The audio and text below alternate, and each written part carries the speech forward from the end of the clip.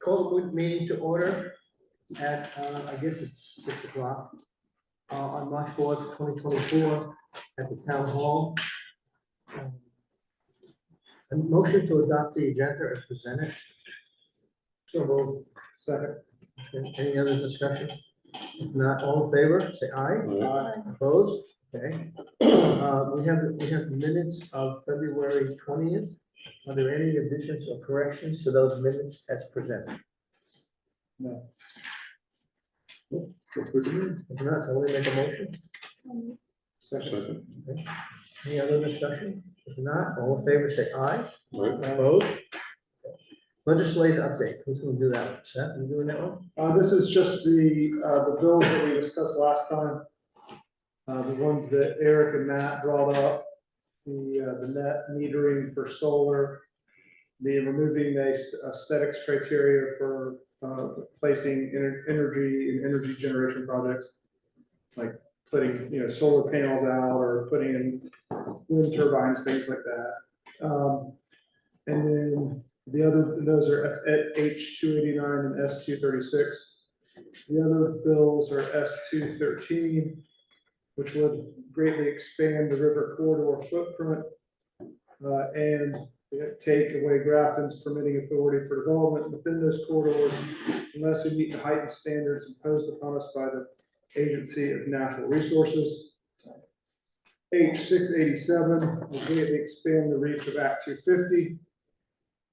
According to analysis by Governor Scott's office, more than 90% of the state will be subject to automatic Act 250 jurisdiction if it passes, while currently less than 15% of the state falls under Act 250 jurisdiction.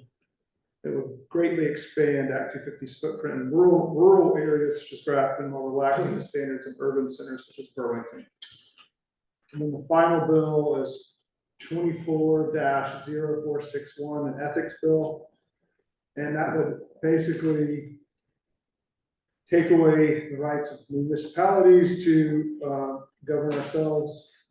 The statement, this is from the VLCT, if enacted, this bill placed the state as a wedge in between locally elected municipal officials and the voters. This bill would force upon municipalities unreasonable and overburdensome record-keeping requirements, would require municipalities to appoint an ethics officer to investigate ethics complaints, keep records of those complaints and provide the complaints to the State Ethics Commission, and would allow the State Ethics Commission to issue opinions on municipal ethics inquiries and force municipal officers to undergo state mandated ethics training. The town of Grafton currently has its own ethics policies and we govern ourselves. This would take away that right and place a wedge between ourselves and our voters and put it in the hands of state officials. The letter concludes with stating Vermont has a proud and long-standing tradition of local government control. The 5 bills listed above diminish the powers of local government. As such, we would ask that if these bills pass through the legislature and come to your desk for signature, that you veto them. That's Governor Scott. The bill to our legislative representatives is the same, except at the end it says, as such, we would ask that you vote no on these bills. So I guess I would move that we sign these bills and send them to the governor and our legislators. Sign these letters. Bill? What's the position that you're taking on the Senate Bill 313? 213? 213.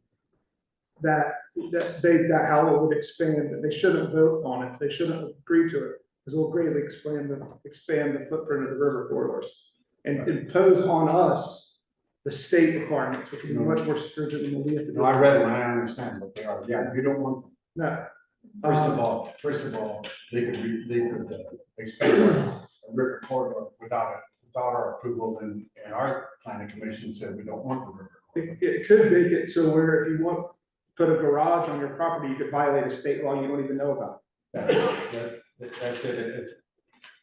And we have no authority over it unless we adopt the regulations that they write for us, which you don't want.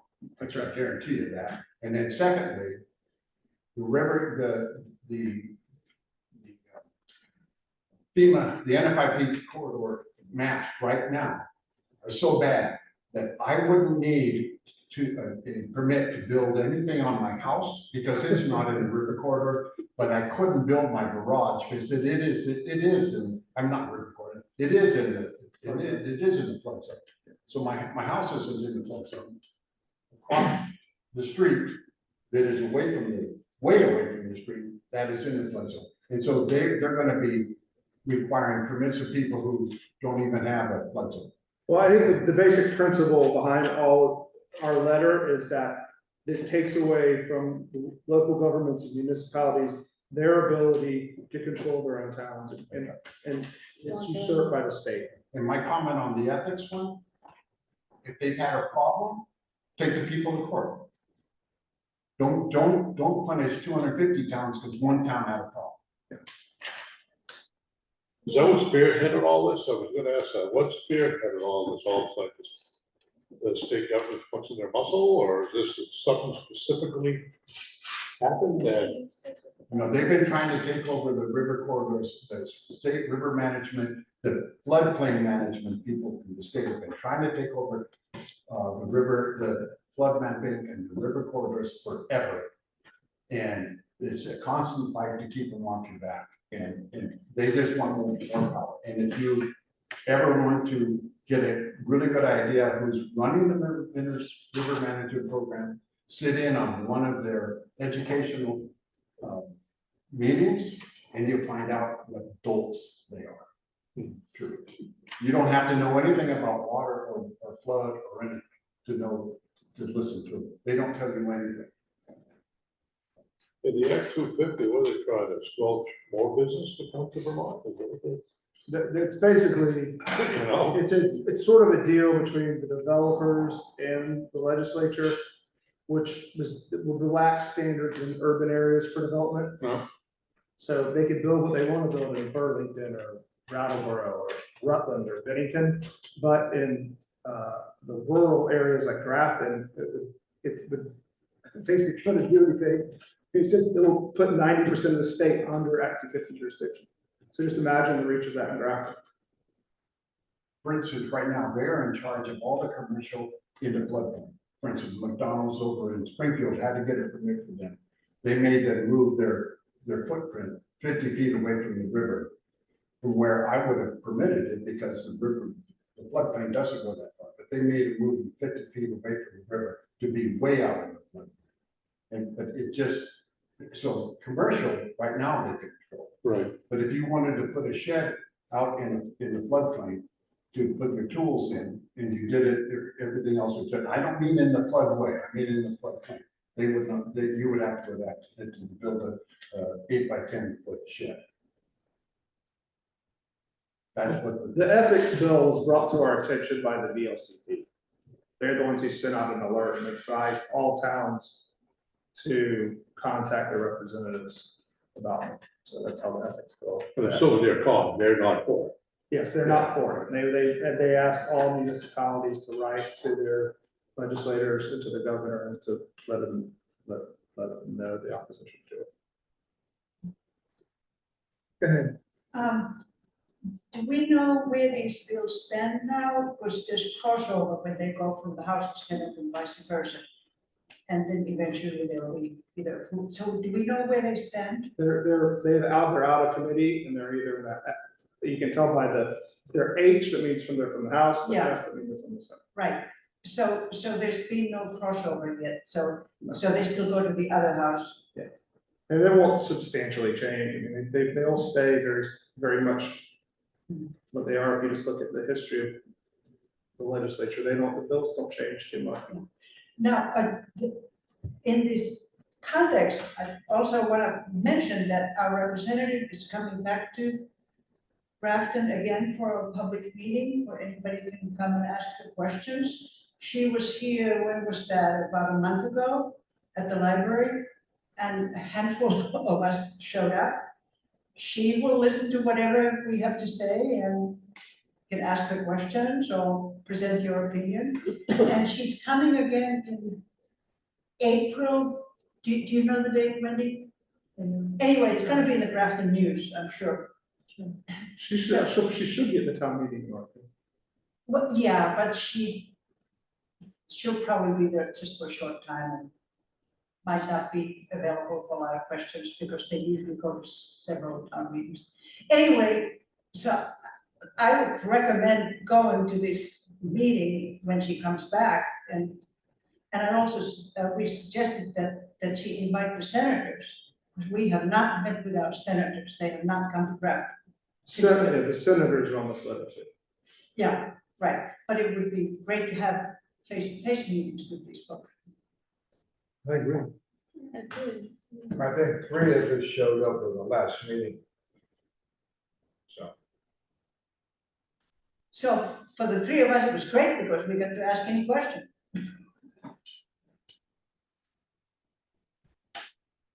Any other comments? Seth made the motion, but I didn't hear. So we do have a motion, but I didn't hear the second. I'll second If there's no other comments, all in favor, say aye. Aye. Opposed?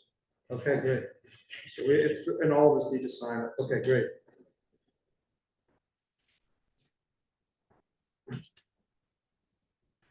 You have heard about the bond, right? Jim had a couple of changes today, and she wanted to postpone this to Oh, the okay. next meeting. All right. We're gonna skip the bond on the Walker Bridge. Kim has been in touch with the bonding agencies, and there's been some changes, so we'll put this issue on the meeting 18th or whenever it is, the next meeting we have.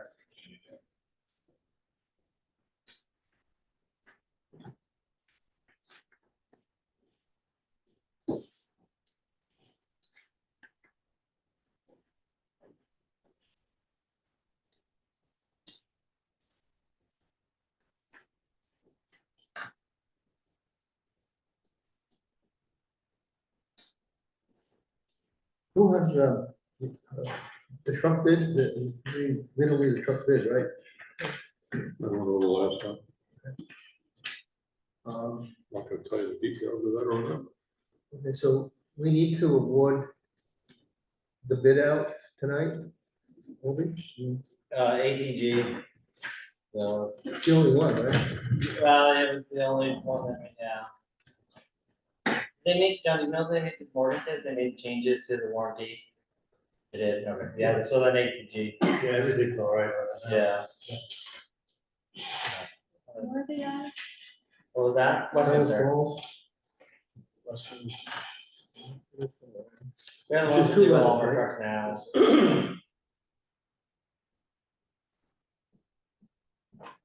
All right, I guess. Yeah, That was the bid you read last week. yeah, Yeah, they're the 2 places to find the invitation bid. So if the highway department approves it and we only have one bid, somebody want to make a motion that we adopt the only bid we have? Second. Any other discussion? Just your recommendation. yeah. All the other companies, they can't get trucks at all. right Yep. now. ATG's the only one that can get them right now. Well, they have a monopoly, so that's the way it is. Yeah, it's a. Yeah, right. All right, so any other discussion? If not, all in favor of getting the 2025 truck, say aye. All right. Opposed? Okay. Bill, you want to talk about the bill road code?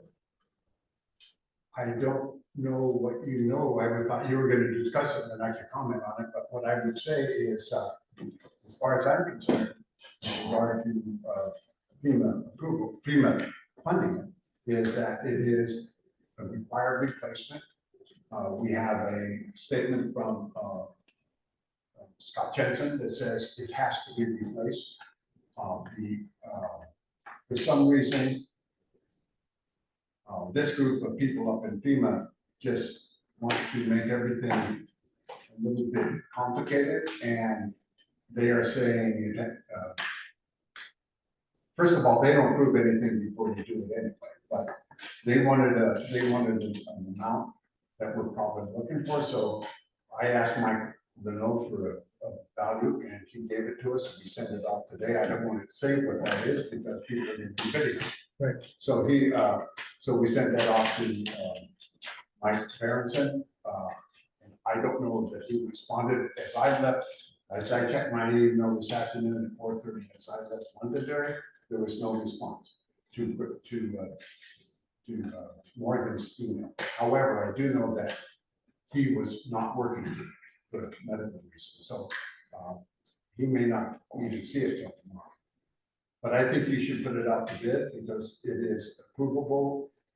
It meets all the requirements of FEMA for replacement, and we should go about it just like we did the culvert out in the middle of nowhere and on the class 4 road 3 years ago, or like the culverts we did here 3 summers ago. So I mean, we should just go ahead with it, but that decision is up to you guys whether you want to do it or not. It is it's expensive culvert by comparison because of inflation, the prices have gone up, but it needs to be done. It's the only way to get to the town garage, and it just needs to be done. And it should be approved by FEMA, and if it is approved by FEMA, I'll appeal it to Boston, and I'll appeal it to, if I don't win there, I'll appeal it to Washington DC, like I did during our meeting, and won both of them. It is a regular replacement, and everybody in the state says it's a replacement, not a repair. A repair, you don't get automatic step up, and replacement that is required by state law gets funded. So that's good. To refresh everybody's memory, we bidded this out last year. And we had, I think only one bid. But we put it off because there was a question of whether or not FEMA was gonna pay for it. So this is where we have to decide today, if you wanna go ahead and rebid it. I don't think any of the questions by FEMA are valid. I think it's just all conjecture. That's my personal opinion. Question, so the bid that goes out, our bids, it's replacement, not a repair, Yes, correct? The original bid was also a replacement. but since then, we've heard from Scott Jensen. Megan Brunk, it says the same thing. And today I asked Morgan to ask Megan if her historical people, the state's historical, had any objection. And I didn't hear anything late this afternoon, but I think that you should go ahead with it, but it's up to you. John, you ready to? No, I think we should go ahead and put it out to bid. If we get the bid in and go over the bids, we don't have to award it at that time, we'll at least know how much it's gonna cost. Maybe if you hear from Morgan, from that lady, that says, the lady said, no, it ain't gonna happen, maybe you'll be thinking, but other than that, I agree. If you remember, the lady was in here at one of our meetings and okayed it at that point, that was. Okay. What Bill's saying, I don't see a downside to sending it. You're gonna have a cost of the culvert. Yeah, I mean, we can't use estimates, we're gonna have a Right, cost, so right. that's this way we can get it. So this is a culvert that we don't have on hand, right? Colby? No, It's it's a- a box culvert. Yeah. the service needs it there. This is like the culverts that we had to do, I think we booked, you know, this, Yep. and the one we did over near, Hardy Meadows. Cody's. It's about the same size, a little bit bigger than Hardy Meadows. It's longer, but it's just a little bit bigger. We're doing metal This is 6 instead by of 9. concrete. No, Concrete, okay. Well, the one by Dick's is metal. Yeah, Dick, that by Hardy Hardy Meadows. Meadows. Oh, okay. Hardy Meadows is 6 by 8, and this is 6 by 9. It'd be nice not to fix the road, to go fix the rest of That them. would be nice, right? That Can't would get be out of nice. the job whenever it flames. well, if everybody, somebody wanna make a motion, I'll make the motion. Second. do you have any further discussion or comments or on the culvert? If not, all in favor, say aye. Right. Opposed? Okay. Do you have anything you want to talk about, Kobe? But then. Yeah, other afterwards- than bear, just got, people are gonna bear with us till the end of the week with the mud. Right now, tomorrow, we're gonna probably haul in some more material. Palmer brought some down to, the end of 103 before the roads got soft, so we're gonna pull out of there and come back up over 35. And get some stock piled up for this week coming. So as soon as everything gets hard enough or dry enough that we can run on them, that we're gonna be out there. We'll probably have to do some more lane grading. This week and then the next week too. Hey, Colby, will you just explain to who's ever listening and who's ever here, why you can't take the trucks out when the roads are like this? Truck weighs about 75,000 pounds loaded, and when you go across the road with it loaded, it makes huge ruts, and then you gotta turn around and try to fix those ruts on the way back out. It's just a horrible circle to start. Better off just to wait until it can dry out a little bit, and if it dries out a little bit, then I can go out at night with the grader and I can grade them, just get the ruts out, and they'll be fine the next morning for everyone, but till then, I mean, I had to wait till the rain's done. Or else we're gonna have a really, really big mess. So you're able to get, gravel? I am. I have to run up Fisher Hill up to the town garage to dump it, but right now, it's pretty hard up through there. I mean, there's a couple soft spots, but worst case scenario, if I had to dump a load when I get done hauling for the day on the road, it's not a big deal. It's gonna need it eventually anyway, but I think it's hard enough that we can run a couple loads up there. Because you're concerned about getting gravel. Yes, Chester's starting to wants to start pulling out Palmer's too, and we're all kind of in the same boat where we're getting close to the bad part of mud season and we're all gonna need gravel, so. Before Palmer runs out, I wanna snag some, so we have some on hand. So we're not scrounging looking for it, but we need it, so. One thing, Colby, I got this email last week that there's going to be approximately $100 million of funds available through the state. The unprecedented amount of FEMA hazard mitigation funding is available. Eligible projects include buyouts, structural elevation and mitigation reconstruction, natural resource projects such as floodplain restorations or dam removals, infrastructure projects such as upsizing bridges or culverts, flood proofing of municipal commercial buildings, road relocation, elevation or soil stabilization. And these 10 things don't have to have been damaged in the last flood. And the pre-applications are due by June of 2024. So maybe get with Morgan on things that. Yeah. Does it say what size culverts? Like, is No. it big ones or can we use it for small ones? It just says, upsizing bridges or culverts is all it says. So basically anything that is, prone to flood for flood mitigation is what it looks like. Well, if it says upsiding, then that, you could maybe use the Hanky Brook one. I would prefer, culvert number 24 has to be replaced because it's a hole underneath. We gotta do something about that. But I prefer, if you're gonna do hazard mitigation, and I think you should do hazard mitigation, remember, you gotta share to pay 25%. Yeah, 25%. All right, okay, but I would do culvert number 10, which is the one that comes right across, just above the schoolhouse, the one that it really went out, and culvert 13, which comes across the other direction from where it comes down from Record Road and where it gets to what's his name's house? Up on the hill. Anyway, it comes Yeah. across, the big culvert that comes across, then it comes down, 10 comes across, and it comes down, and 13 comes across. So yeah, I would do those two first. And Hinkley Brook number 24, because it's gonna blow up one of these days. And hopefully it'll blow up during the presidential declaration, but it may not. So you may end up having to fix it. So those are the three I do. And you're probably looking at almost $1 million. Nowadays, it would have been half of that 3 or 4 years ago, but nowadays they're all lot, really expensive. And the one in number 13, both 10 and 13 are really long culverts.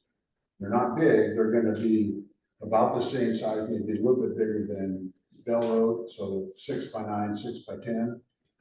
But they're going to be long. The one by 13 is at least 70 feet. 13 is separated in the middle from the last flood, and it's also collapsed in the middle, so it's only gets about half the flow it's supposed to get. That one needs it bad. Every time it rains, we get a hole in the road now, so. And with regard to 10 and 13, there's still a chance to do it with the mitigations available during the disaster. And so we might try to push it there and maybe get a break on that percentage. I mean, we've been talking to about 10, 13, and 24. But the difference, just so the difference in doing this is and not doing it, Hinkley Brook, now that we've done 17, which is the one right above 609, right before you get to the same man's falling down, Jack. Had that been done 2 years ago, we wouldn't have had any damage on Hinkley Brook to speak of, been almost nothing. And versus Irene, when it took out 25 feet in front of my house, 5 feet deep all the way down to 400 yards. So that's the difference. If we had the culverts. Well, then what you're talking about on, the hill that took up all the tar, got all the 45, pavement and everything. Yeah, 4,500 yards of material, Yeah, just to get it single lane passable. I know Mike was out there, I was talking to him, he was diligently trying to get some, then it failed.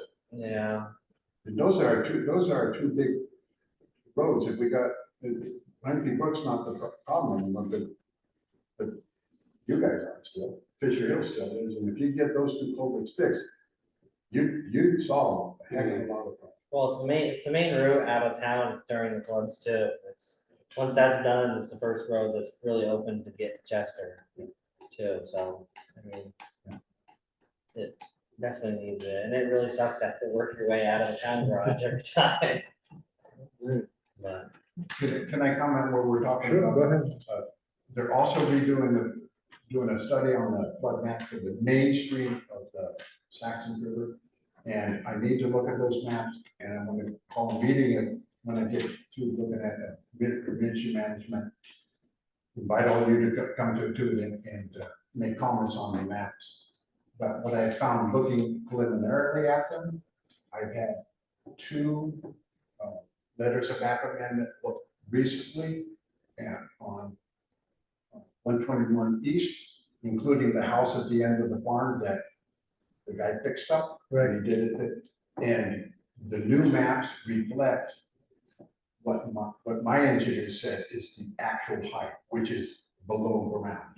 It isn't up like it. But I don't know what it looks like in the rest of the town, but we need to look at that to make sure that people are aware of the height as proposed in the new maps. And again, it's just the mainstream. We're not looking at the mistakes like at my house. Are they doing surveying for that bill, or are they actually gonna like go out and look at it, or is? They already surveyed it. They surveyed the main stem of the Saxon River. Don't know if they did the branch coming up Townsend Road, but they did this, and the road, and just from the preliminary looking at it, at least they're more consistent with it.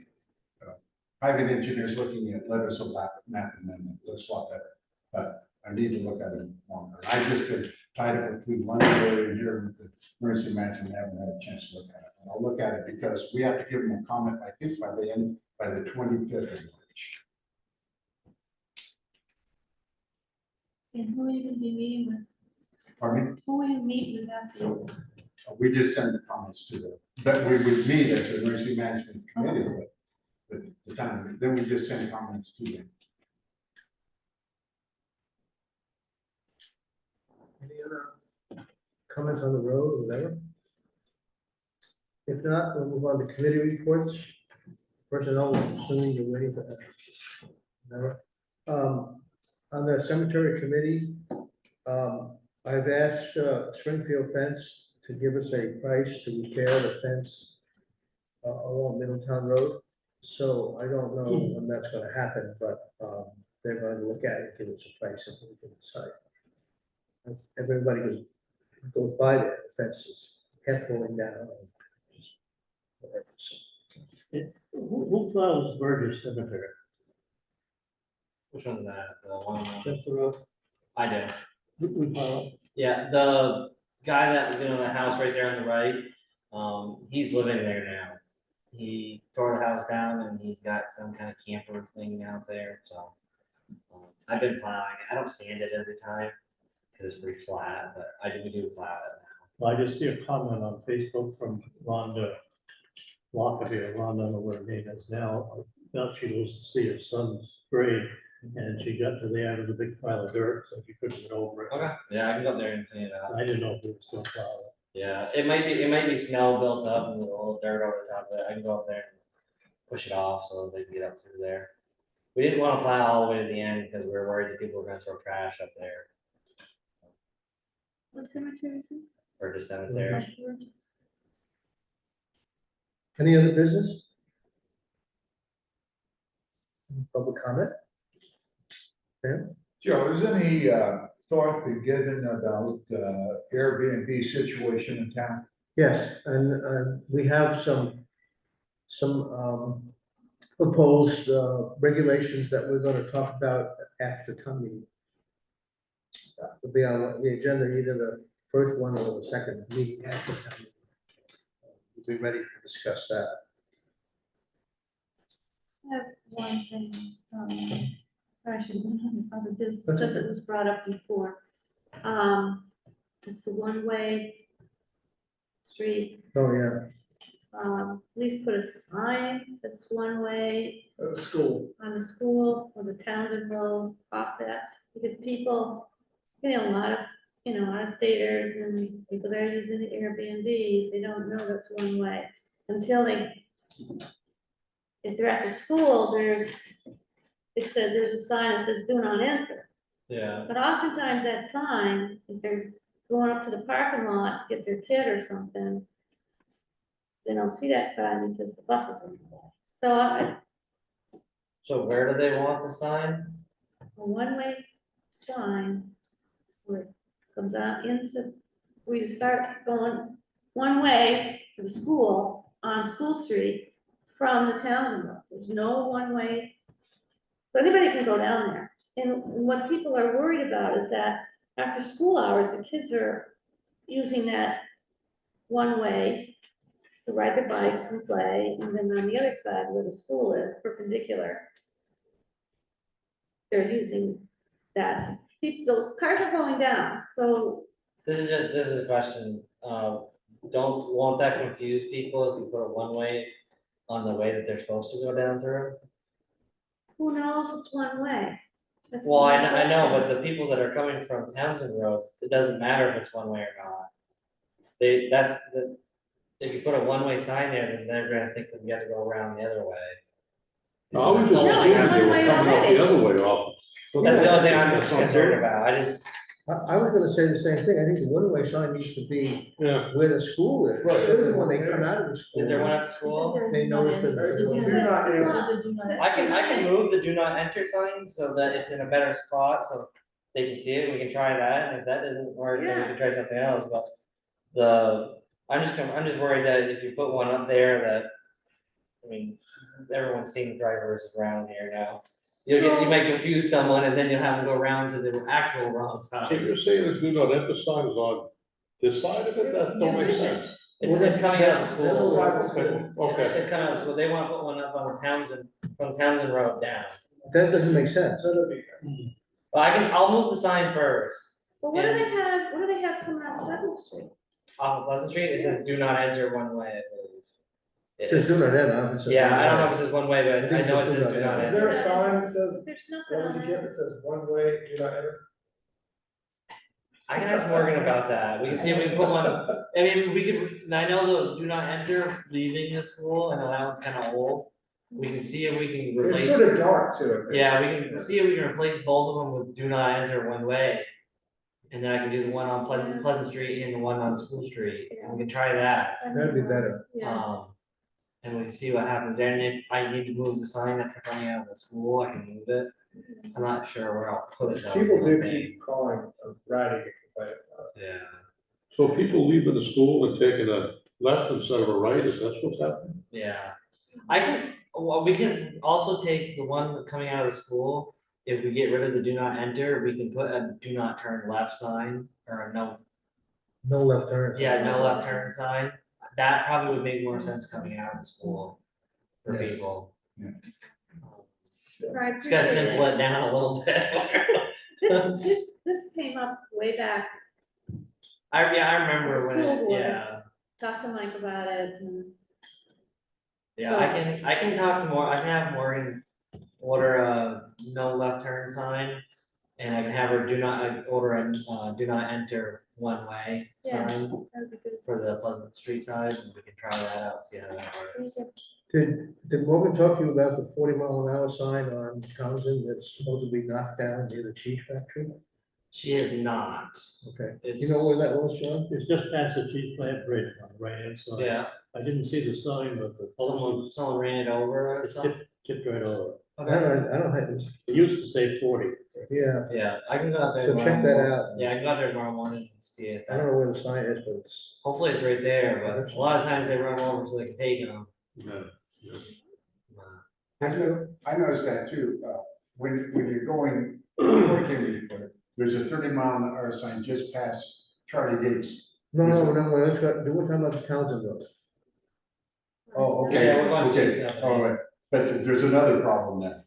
Down on 30, right to get to Charlie Gates, there's a 30-mile-per-hour sign. Right, When you're coming the other way, there should be a 40-mile-per-hour sign, and coming this way, because it starts 40 right there across the street from it. There's no 40-mile-an-hour sign until you get way around the corner.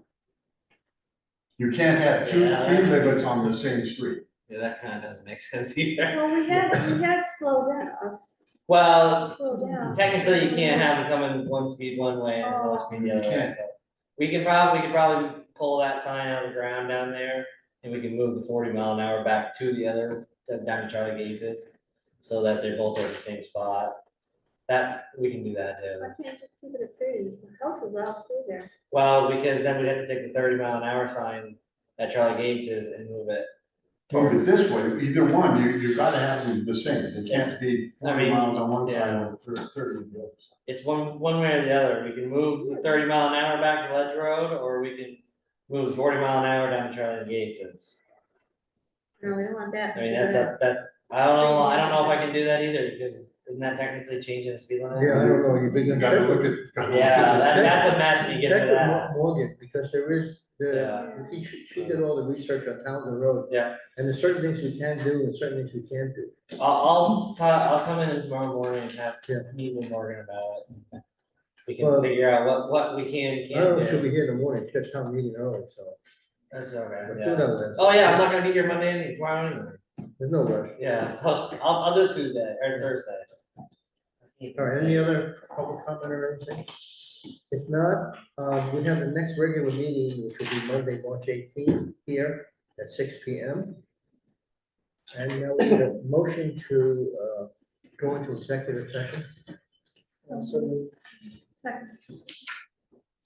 all in favor, say aye. Vote. Okay, thank you. Make sure everybody's come tomorrow for town meeting. Yeah. Vote. And don't forget to vote. The voting starts. Thank you. The voting starts at 9.